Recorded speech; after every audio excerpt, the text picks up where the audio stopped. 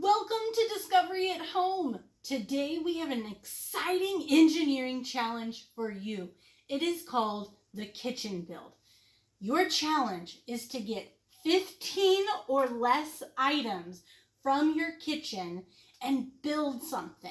15 or less items from your kitchen. They could be cups, pans, spoons, anything you have in your kitchen. Just choose 15 and you can use them to build. This is my creation here. I have under 15, and this is my building that I have here.